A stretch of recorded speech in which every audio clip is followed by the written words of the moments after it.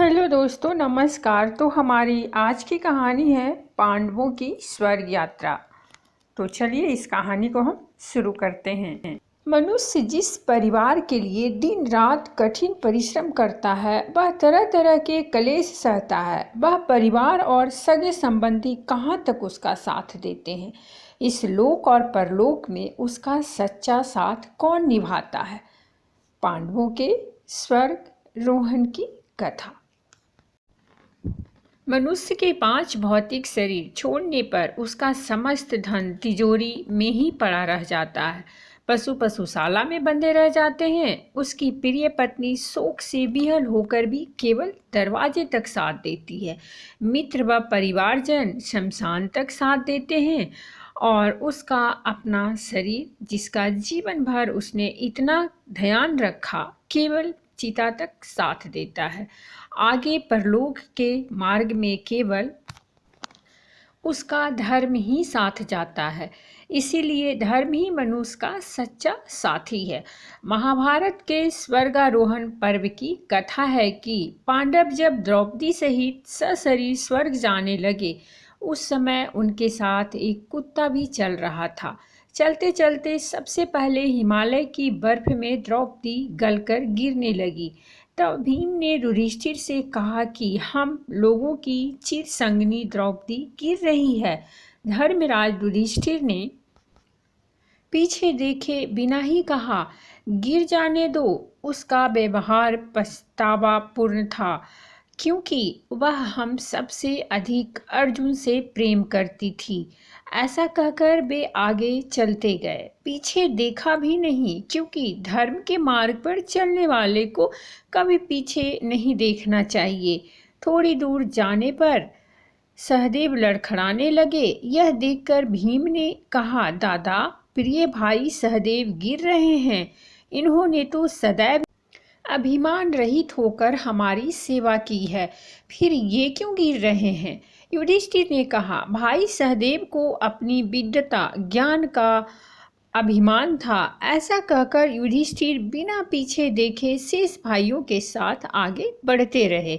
इतने में नकुल को लड़खड़ाते देखकर भीम ने कहा, भाई नकुल भी साथ छोड़ना चाहते हैं। युधिष्ठिर ने कहा, उसे अपनी सुंदरता का अभिमान था, इसीलिए उसका पतन हुआ। ऐसा कहकर बिना पीछे देखे युधिष्ठिर आगे बढ़ने लगे। तभी अर्जुन को गिरता देखकर भीम ने कहा, दादा, श्वेत घोड़ों के रथ पर गांडीव धनुष धारण करके घूमने वाला अर्जुन गिर रहा है। युधिष्ठिर ने बिना पीछे देखे जवाब दिया, गिर जाने दो। उसे अपनी शूरवीरता का बहुत अभिमान था। अंत में महाबली भीम भी लड़खड़ाकर गिरने लगे। उन्होंने युधिष्ठिर को पुकार कर कहा, दादा, मैं भी गिरा जाता हूँ, मेरी रक्षा करो। युधिष्ठिर ने कहा, तू तो बड़ा पेटू था और तुझे अपने बल का बड़ा घमंड था कि संसार में तेरे समान कोई बलशाली नहीं है, अतः तेरा पतन भी निश्चित है। इस प्रकार युधिष्ठिर बिना पीछे देखे आगे बढ़ते गए।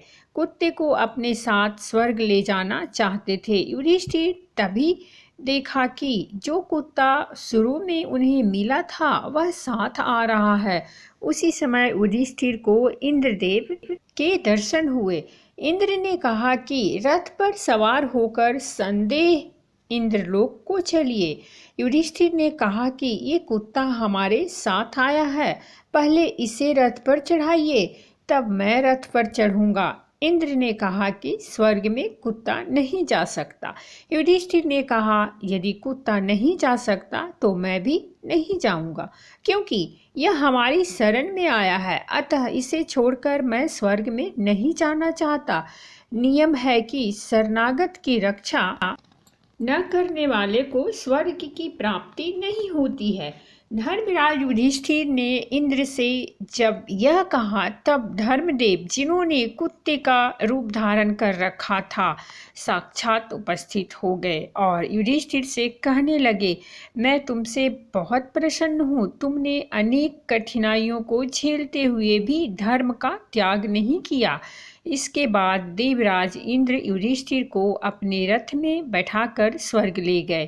अर्थात धर्म की जो रक्षा करता है उसकी धर्म रक्षा करता है।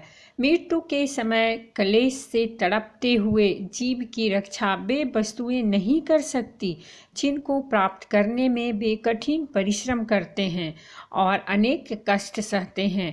अंत समय में केवल धर्म ही साथ देता है और वही साथ जाता है।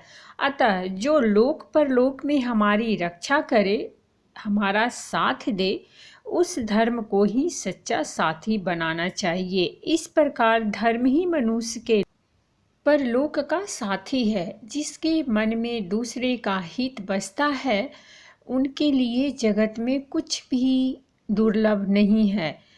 हे तात, शरीर छोड़कर आप मेरे परम धाम में जाइए। मैं आपको क्या दूं? आप तो पुण्य काम हैं, सब कुछ पा चुके हैं।